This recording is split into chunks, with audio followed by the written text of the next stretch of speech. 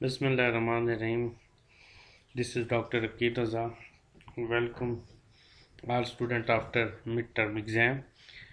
थोड़ा सा मैं जो अब तक हम इस सब्जेक्ट के हवाले से डिस्कस कर चुके हैं आपके साथ शेयर करूंगा कि हम क्वांटिटेटिव डाटा को कैसे एनालाइज किया जाता है और इंटरप्रेट किया जाता है। इसी हवाले से हमने मेजर ऑफ सेंट्रल टेंडेंसी जिसमें mean mod median and measure of variability जिसमें हमने स्टैंडर्ड डेविएशन एवरेज डेविएशन इन चीज़ों को डिस्कस किया। नॉर्मल कर्व को हमने पढ़ा। तो आज जो हमारा टॉपिक है that is analysing and interpreting qualitative data. Detail में है, जितनी चीज़ें आज हम डिस्कस कर सके वो करेंगे और उसके बाद इंशाल्लाह ताला रिमेनिंग हम नेक्स्ट लेक्चर में डिस्कस करेंगे। तो जब हमने टाइप्स ऑफ डाटा को डिस्कस किया था तो उसमें हमने क्वालिटेटिव एंड क्वांटिटेटिव डाटा को डिस्कस किया था। क्वालिटेटिव डाटा क्या होता है, ज़ाहिर बात है कि एक क्वांटिटेटिव डाटा न्यूमेरिकल फॉर्म में होता है और क्वालिटेटिव डाटा करेक्टरिस्टिक्स हो सकती हैं, एट्रीब्यूट्स हो सकते हैं और इसको हमने बड़ी डिटेल के साथ विद एग्जांपल हमने डिस्कस किया था। इस चैप्टर के बाद मैं थोड़ा सा बता दूं कि हमारे लर्निंग ऑब्जेक्टिव क्या हैं। By the end of chapter student will be able to identify 6 step in process of analysing and interpreting qualitative data, जो कि आज हम डिस्कस करेंगे कि वो 6 स्टेप कौन से हैं जो कि क्वालिटेटिव डाटा को एनालाइज और इंटरप्रेट करते हुए हम उन स्टेप से गुजरते हैं, उन मराहल से गुजरते हैं। Number 2, describe how to prepare and organise the data for analysis. सारी बात है, जब रॉ डाटा हम कलेक्ट करते हैं तो उसके बाद हम उसको कोडिंग और मुख्तलिफ फॉर्म में अरेंज करते हैं और इसको तैयार करते हैं ताकि हम प्रॉपर तरीके से एनालाइज कर सकें। इस तरीके को देखेंगे। Number 3, describe how to explore and code the data. Coding करना डाटा को और उसको एक्सप्लोर करना, ये हम इस चैप्टर में डिस्कस करेंगे। फिर use code to build description and themes, के जो कोडिंग डाटा है उसको एनालिसिस करते वक्त हम कैसे डिस्क्राइब करेंगे या विद रिस्पेक्ट टू थीम उसको हम कैसे जो है एनालाइज करेंगे। Next, construct a representation and reporting of qualitative findings and make an interpretation of qualitative data. ज़ाहिर बात है, पहले तो फाइंडिंग्स जो हमने एनालिसिस किया, डाटा कलेक्ट किया और उसकी बुनियाद पर जो एनालिसिस किया तो उसको उस हमें फाइंडिंग्स क्या मिली and then we interpret the data और क्वालिटेटिव फाइंडिंग्स को हम इंटरप्रेट करेंगे और उसके बाद validation for the accuracy of your findings, उसके कैसे हम देखते हैं कि जो हमारे फाइंडिंग्स आई हैं क्या वो वैलिडेट हैं, वैलिडिटी को चेक किया जाता है।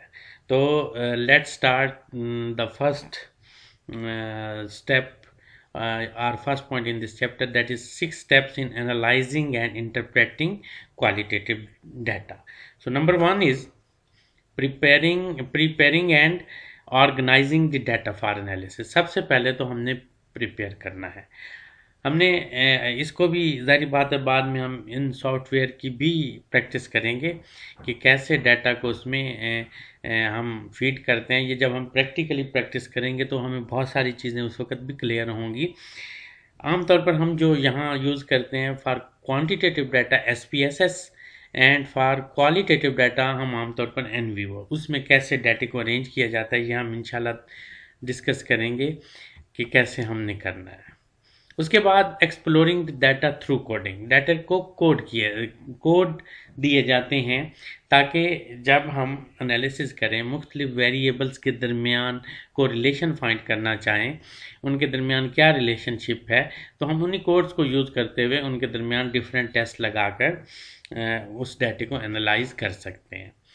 Using code to develop describe description and themes, ठीक है, उसको मतलब है कि कोड्स को यूज़ करते हुए हम डाटे को डिस्क्राइब करते हैं, ऐसी चीज़ें डेवलप करते हैं कि डाटा डिस्क्राइब कर सकें और किस थीम्स की बुनियाद पर हम उसे एनालाइज कर सकते हैं, उसे हम फाइंड आउट कर सकें। Next, representing the finding through narrative and visual, जारी बात है ग्राफ की शक्ल में हो सकती है, डिफरेंट विजुअल हो सकते हैं। हम डाटा को उस फॉर्म में रिप्रेजेंट, फाइंडिंग्स को टेबुलर फॉर्म में हो सकती हैं, ग्राफ फॉर्म में हो सकती हैं, ताकि हमें पता चले कि हमारी फाइंडिंग्स क्या हैं रिसर्च स्टडी के अलावा। और फिर making an interpretation of the meaning of the finding, इसको भी अभी हम डिस्कस करेंगे कि ये जो फाइंडिंग्स आई हैं इसको इंटरप्रेट, इसका क्या मतलब है, क्या मीनिंग है, क्या हमारे रिजल्ट्स आए हैं, क्या फाइंडिंग्स आई हैं, तो ये करना। And conducting a validation of the accuracy of the finding, यही जो लर्निंग ऑब्जेक्टिव थे इस चैप्टर में इंशाल्लाह हम यही डिस्कस करेंगे। और ये 6 चीज़ें थी जो कि 6 स्टेप्स हैं और इसको हम डिस्कस करेंगे वन बाय वन। अब नेक्स्ट जो स्लाइड है हमारे पास, that is the process of data analysis, और फिर हम देखेंगे और फिर क्वालिटेटिव डाटा के पॉइंट ऑफ व्यू से इसे डिस्कस करेंगे। सबसे पहले देखें ये मुख्तलिफ स्टेप पास, ये बॉटम से हम जाएंगे। सबसे पहले जो स्टेप है, रिसर्चर कलेक्ट डाटा, जारी बात है अपना टूल यूज़ करते हुए, रिसर्च टूल यूज़ करते हुए रिसर्चर ने डाटा कलेक्ट किया। वो टेक्स्ट फाइल में भी हो सकता है, फील्ड नोट्स भी हो सकते हैं, ट्रांसक्रिप्शन भी हो सकते हैं, और स्कैन मटेरियल भी, in any form, that is a raw data. Researcher ने डाटा कलेक्ट किया through research tool. Researcher prepare data for analysis. अब नेक्स्ट स्टेप क्या है कि रिसर्चर ने वो डाटा एनालिसिस के लिए प्रिपेयर करना है, ये हम process of data analysis. Next है researcher read through data, it's mean obtain general sense of material, उसे पढ़ता है ताकि उसे क्लियरिटी हो। Next researcher code the data, locate text segment and assign a code to label, मुख्तलिफ variables हैं उनको कोड करना। अब यहाँ पे 2 चीज़ें कोडिंग करते हुए बताई गई हैं कि code the text for description to be used in research report, जो कि research, and codes the text for themes to be used in the research. एक तो आप उसको डिस्क्राइब करेंगे डिस्क्रिप्शन की बुनियाद पर और थीम्स की बुनियाद पर। अब पहला step, preparing and organizing data.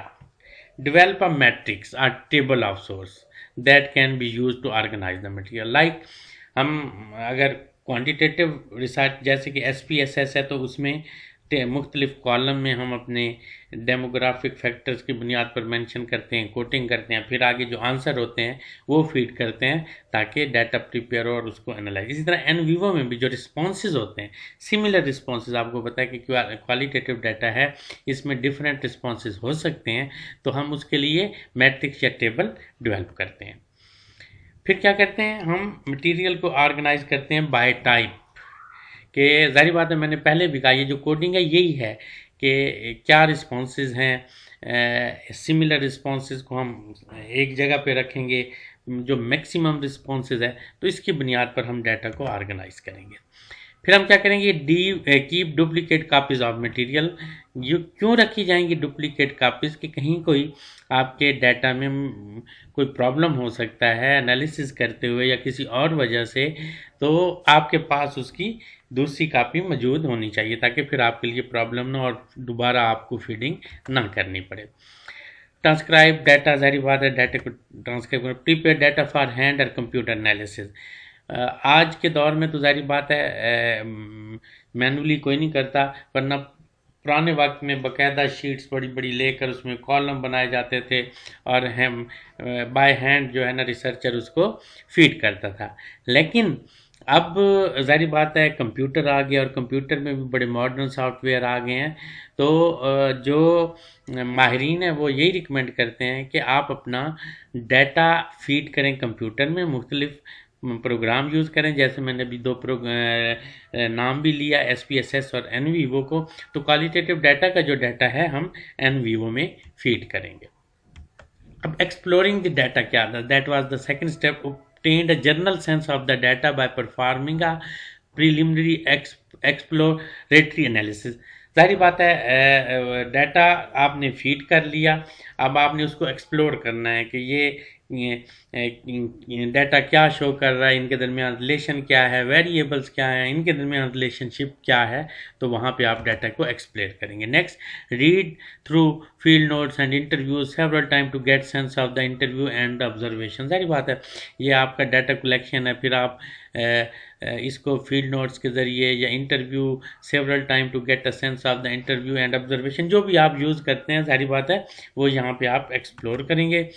Right memos in the margin of the interview और field notes of your initial reflection on the data. ये एग्जांपल दी हुई है कि अगर आपका टूल इंटरव्यू है या फील्ड नोट्स है तो उसकी जो है ना मेमोज लिखें या साइड पे नोट्स लिखें ताकि initial reflection of the data हो सके। Consider whether more data are needed, ये भी देखें कि मोर डाटा रिक्वायर्ड है या एनफ है। उसके बाद कोडिंग द डाटा। कोडिंग क्या है? Read through or description transcription, right जी उसको रीड करें। स्टार्ट विद वन ट्रांसक्रिप्ट, एक ट्रांसक्रिप्ट लेंगे और उसको फिर आप क्या करेंगे? Code identify test segment, ask what is the person saying, very very कि क्या रिस्पॉन्सेज है, पर्सन क्या कह रहा है। ब्रैकेट टेक्स्ट सेगमेंट, और उन टेक्स्ट सेगमेंट को ब्रैकेट करते जाएं। असाइन कोड वर्ड 1, 2 और 3 words that describe what is being said. जारी बात है कि पहली बात दूसरी बात, क्योंकि ये क्वालिटेटिव डाटा है, क्वांटिटेटिव में तो नहीं होगा।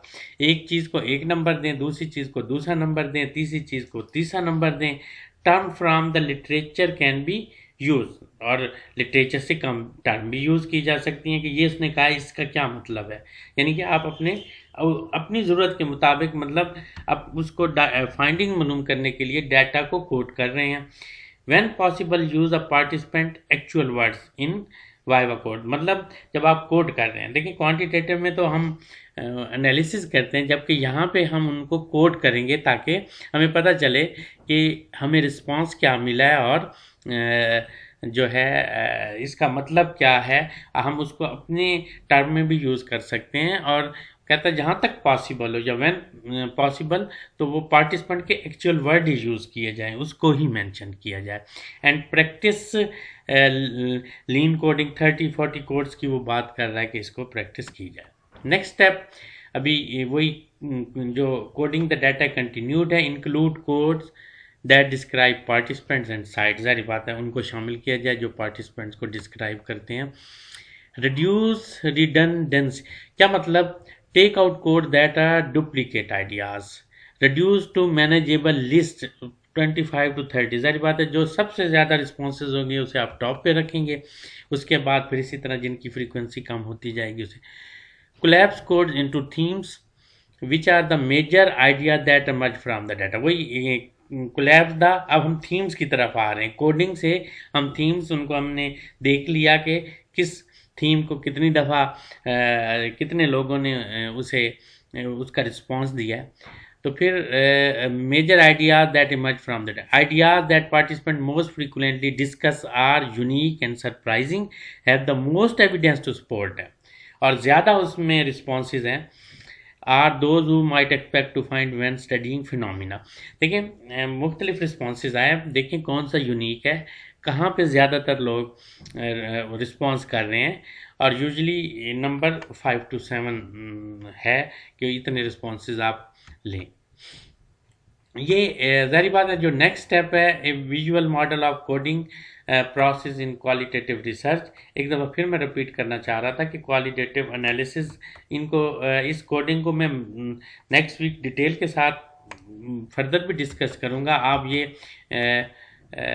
और उसके बाद using code to build description, इसको नेक्स्ट क्लास में देखेंगे। ये visual model of the coding process in qualitative research ज़रा देख लें कि initially read through the data, many pages of text, divide text into segments of information, many segment of text बना लें। Label the segments of information with code 30 to 40 codes. Reduce overlap and redundancy of the code reduce to 20, जो जारी बात है important है, जहाँ ज़्यादा response है उसके, और collapse codes into theme, reduce code to 5 to 7 theme, जिस थीम के साथ रिलेटेड होंगे उसके साथ इसको करेंगे। देखिए ये क्वालिटेटिव रिसर्च हम इंशाल्लाह डिटेल के साथ हम देखेंगे कि कैसे इसका एनालिसिस करते हैं, और हम कोशिश करेंगे कि जब हम इन विवो या क्वालिटेटिव रिसर्च के लिए, क्वांटिटेटिव रिसर्च के लिए यूज़ करें SPSS, तो हमारे ये कंसेप्ट मज़ीद क्लियर हो जाएंगे कि ये थीम्स और ये तो अभी मेरे ख्याल में आज इतना ही काफ़ी है। आप लोग इसको ज़रा डिटेल के साथ स्टडी करेंगे, मैं मटेरियल आपके साथ शेयर करूँगा, तो आप कि कुछ जो क्वेश्चन है तो वो प्लीज़ आप इस मेरे साथ करेंगे ताकि कंसेप्ट क्लियर हो, तो प्लीज़ आस्क क्वेश्चन।